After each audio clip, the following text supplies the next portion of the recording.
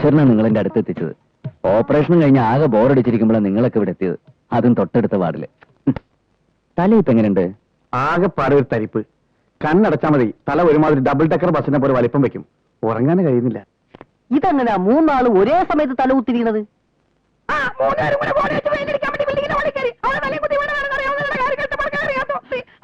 Sound box പോയെന്നാ തോന്നുന്നത്. പാവം ഇവൻ പറയുന്നതേ, ഞങ്ങൾ മൂന്നുപേരും കൂടി ഒരു ബിൽഡിങ്ങിന്റെ മുകളിൽ പെയിന്റ് അടിക്കാൻ കയറിയപ്പോ കാലുപഴുതി വീണതാ.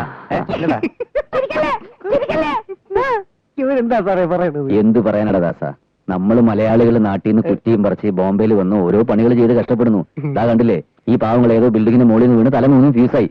നാട്ടിലുള്ളവർ ഇതുവല്ല അറിയുന്നുണ്ടോ? ഒക്കെ വിധി. പിടി റാണി.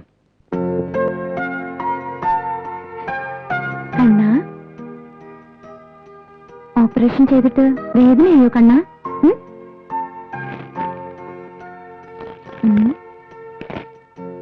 എന്താ നിന്റെ വയറ്റില്? ആ കള്ളന്മാര് കുത്തിയ കത്തി ഇപ്പോഴും അകത്ത് കിടക്കുന്നുണ്ടോടാ കണ്ണാ? അതെന്തിനാ കള്ളന്മാര് എന്റെ പിന്നാലെ നടക്കുന്നേ? ഹോസ്പിറ്റലിൽ വന്ന് നീ നേരിട്ടൊന്ന് കണ്ടോട്ടെ, ഈ കാര്യങ്ങളൊക്കെ ഒന്ന് പറഞ്ഞോട്ടെ. ശ്രദ്ധിച്ചു കേൾക്കൂ. അതോ നേഴ്സിനോട് അനാവശ്യം പറഞ്ഞതിന് എന്നെ ചീത്ത വിളിക്കോ? എന്താ കണ്ണന്റെ ശരിക്കുള്ള പേര്? കണ്ണന്റെ ഒരു പെട്ടി എന്റെ അടുത്തുണ്ട്, അത് ഞാനൊന്ന് തുറന്നോട്ടെ.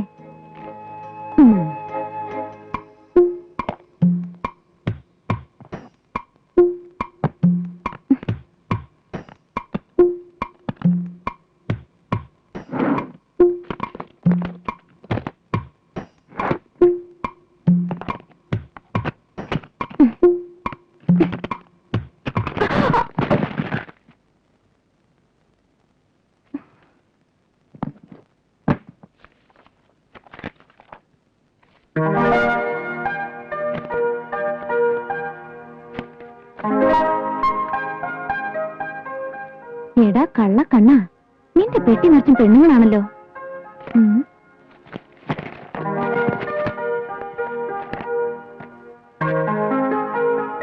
പേരുമില്ല അഡ്രസ്സും ഇല്ല. ഇത് തനി കള്ളക്കണ്ണൻ തന്നെ. ഇവക്കൊക്കെ എന്നെക്കാളും ഭംഗിയുണ്ട്.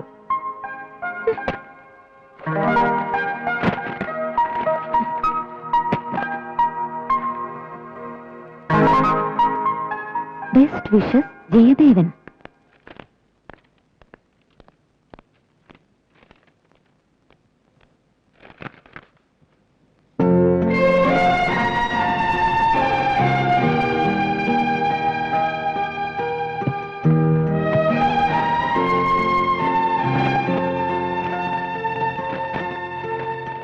എന്റെ പ്രിയപ്പെട്ട കണ്ണന്, ഹോസ്പിറ്റലിലെ നഴ്സ് ഇതിനകം നിങ്ങൾക്ക് അനാവശ്യമായ ഒരു ഭാര്യയെ തന്നിരിക്കും.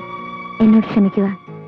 ഓഫീസിലേക്ക് പോകുമ്പോഴാണ് മുൻപരിചയമില്ലാത്ത ആരൊക്കെയോ എന്റെ പിന്നാലെ വന്ന് എന്നെ പിടിച്ചുകൊണ്ട് പോകാൻ ശ്രമിച്ചത്. അപ്പോഴാണ് നിങ്ങൾ അവിടെ എത്തി അവരെ നേരിട്ടത്. അവസാനം നിങ്ങൾ കുത്തുകെട്ടി വീണു. ഞാൻ നിങ്ങളെ ഹോസ്പിറ്റലിൽ എത്തിക്കുമ്പോൾ നിങ്ങൾ വളരെ സീരിയസ് ആയിരുന്നു. ഏറ്റവും അടുത്ത ബന്ധുക്കൾ ആരെങ്കിലും ഒപ്പിട്ടില്ലെങ്കിൽ ഓപ്പറേഷൻ നടത്തില്ലെന്ന് പറഞ്ഞു. അതുകൊണ്ടാണ് അങ്ങനെ എഴുതിപ്പോയത്. എന്നോട് ഒരിക്കലും വെറുപ്പ് തോന്നരുത്.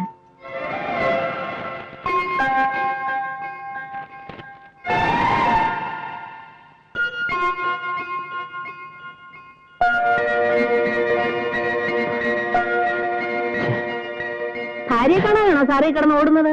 അവര് ഇപ്പൊ അങ്ങോട്ട് ഇറങ്ങിയതേ ഉള്ളൂ. അത് ശരി, അപ്പൊ ഇത് അവള് കൊണ്ടുവച്ചതാണല്ലേ? ഞാൻ വിചാരിച്ചു ഇവിടെ ഇങ്ങനെ അസുഖം മാറി പോകുമ്പോ ബൊക്കെ കൊടുക്കലൊക്കെ ഒരു പതിവായിരിക്കും. പിന്നെ ഡോക്ടറിന് ഓടാനും പറഞ്ഞു.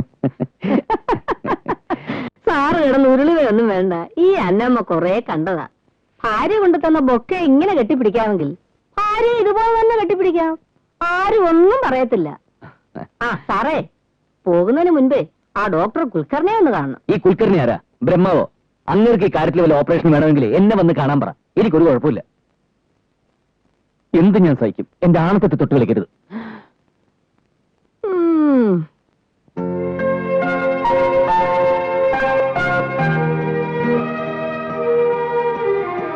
സകല ബില്ലും സാറിന്റെ ഭാര്യയെ കെട്ടിക്കഴിഞ്ഞിരിക്കുന്നു. ഇനി ഇവിടെ നിന്ന് പോകാൻ ഒരു ആംബുലൻസും കൂടി അവർ സംഘടിപ്പിച്ചു തന്നാൽ ഭംഗിയായി. ആരാണ് സാറേ സാറിന്റെ ഇത്രയും സ്നേഹമുള്ള ആ ഭാര്യ? ഈ പൂക്കളാണ് സത്യം. എനിക്കും ഇപ്പൊ അവളെ കാണുന്നുണ്ട്. അതവളാണ്. ഏതവള്? ആരെ രക്ഷിക്കാൻ വേണ്ടി വയറിനിട്ട് ഞാൻ കുത്തുവാങ്ങിയോ അവളാണ് ഇതൊക്കെ ചെയ്തത്. കുത്തുകൊണ്ട് ബോധം പോയി എന്നെ രക്ഷിച്ചതും മറഞ്ഞു നിന്ന് സഹായിച്ചതും ഒക്കെ അവളാ. നേര് പറയാലോ, ഇപ്പോ മനസ്സിന് വല്ലാത്ത സന്തോഷം തോന്നുന്നു. അവൾ ഈ കളി കളിച്ചതല്ല, അവൾ രക്ഷപ്പെട്ടു എന്ന് പറഞ്ഞല്ലോ, അത് തന്നെ വലിയ സമാധാനായി. ഇതും അവരുകൊണ്ട് വെച്ചതാ? ഇത് മാത്രമല്ല, ദാ എന്റെ ബ്രീഫ് കേസും തിരിച്ചു കിട്ടി. പക്ഷെ അവളൊന്ന് കാണാൻ കഴിഞ്ഞില്ലല്ലോ, അതിനുമുമ്പ് അവൾ പൊക്കളഞ്ഞു. നീ എന്താ ആലോചിക്കുന്നത്? അല്ല, ഞാൻ ആലോചിക്കുകയായിരുന്നു, പടച്ചോൻ കാണിച്ചു തരുന്ന ഓരോ വഴികളെ സാറിന് കാണിച്ചു തരുന്ന ഈ വഴി കണ്ട് നാളെ രണ്ടും കൽപ്പിച്ച് ഞാനും ഏതെങ്കിലും ഒരു പെണ്ണിനെ രക്ഷിച്ചു നോക്കിയ അവൾ വലിയ പണക്കാരിയായിരിക്കും. എനിക്കിതുപോലെ ബൊക്കയും കത്തുവും തന്നില്ലെങ്കിലും എന്തെങ്കിലും അറിഞ്ഞ് സഹായിച്ചാൽ മതിയായിരുന്നു, എന്റെ കുടുംബം രക്ഷപ്പെട്ടേനെ. സാറിന് വിഷമമുണ്ടല്ലേ? സാരമില്ല, ഇതിപ്പോ ചുരുക്കി പറഞ്ഞാൽ നിശ്ചയം കഴിഞ്ഞ പോലായി. ഇനി താലി കെട്ടേ ബാക്കിയുള്ളൂ, നമുക്ക് അവളെ തപ്പാം. ഈ ബോംബെയിൽ അവൾ എവിടെ പോയി തപ്പാനാ? എനിക്ക് അവളുടെ ഒരു കാര്യം അറിഞ്ഞൂടാ.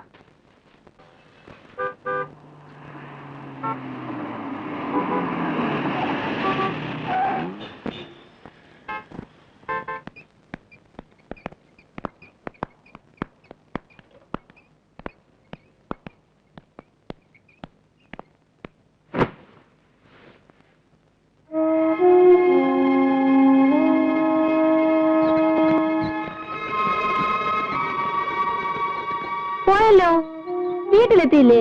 ഇല്ല, ഞാനും ഇത്തിരി വൈകി. കണ്ടിട്ട് പോയാ മതി എന്ന് കുട്ടിയോട് ഞാൻ അപ്പോഴേ പറഞ്ഞതല്ലേ. ആ ബൊക്കയും പിടിച്ച് കുട്ടിയെ നോക്കി വരാന്ത മുഴുവൻ ഓടി നടക്കുകയായിരുന്നു, പാവം. സ്നേഹ കുട്ടി, കുട്ടിയോട് നല്ല സ്നേഹമുണ്ട്, അത് പുറത്ത് കാണിക്കുന്നില്ലെന്നേ ഉള്ളൂ. കുട്ടിക്കൊരു കുഞ്ഞിനെ തരാൻ കഴിയാത്തതിൽ അദ്ദേഹത്തിന് നല്ല ദുഃഖമുണ്ട്. ആ മുഖം കണ്ടാൽ അറിയാം. ഇവിടുത്തെ ഒരു ഡോക്ടർ കുൽക്കറിനെ പറ്റി ഞാൻ കുട്ടിയോട് പറഞ്ഞിട്ടില്ലേ? അബദ്ധവശാൽ ഞാൻ ആ കാര്യം കുട്ടിയുടെ ഭർത്താവിനോടും പറഞ്ഞു നാളെടുത്തില്ല. എന്റെ നേരെ ചാടിക്കയറി. പിന്നെ ഞാനും കണ്ടിട്ടില്ല. ഞാൻ സത്യം പറയാം, അത് സിസ്റ്റർ കരുതുന്ന പോലെ ഞങ്ങൾ തമ്മിൽ അങ്ങനെ ഒരു ബന്ധമൊന്നും. ഒന്നും പറയണ്ട, തെറ്റ് നമ്മുടെ ഭാഗത്താ. എത്ര വന്നാലും എന്തെല്ലാം പ്രശ്നം കുടുംബത്തിലുണ്ടായാലും നമ്മൾ പെണ്ണുങ്ങൾ അങ്ങേയറ്റം വിട്ടുവീഴ്ച ചെയ്യണം. എന്നാലേ കുടുംബത്തിനൊരു ഉറപ്പുണ്ടാവൂ. കുട്ടിക്കറിയാവോ, 14 വർഷമായി ഞാൻ ഈ ഹോസ്പിറ്റലിൽ ജോലി ചെയ്യുന്നു. ഇത്രയും നല്ല സ്വഭാവമുള്ള ഒരു പേഷ്യന്റിനെ ഞാൻ കണ്ടിട്ടില്ല. നേഴ്സുമാർക്കൊക്കെ എന്തെങ്കിലും ഒരു കംപ്ലൈന്റ് വേണ്ടേ? ഒരു നല്ല മനുഷ്യൻ.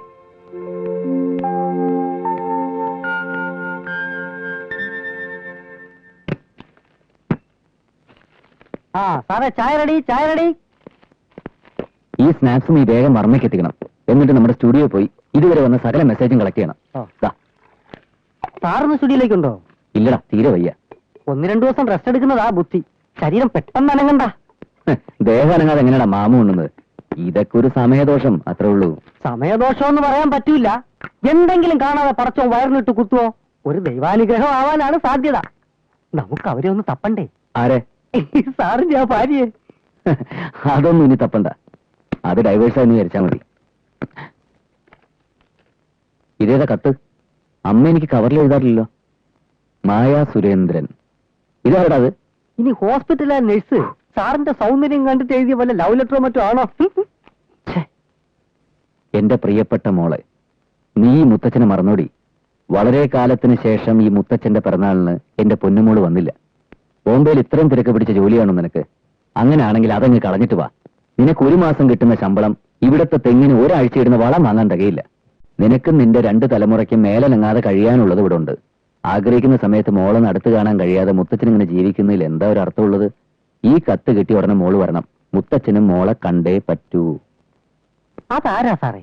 ആ തലയ്ക്ക് സ്ഥിരമില്ലാത്ത ഏതോ ഒരു മുത്തച്ഛൻ.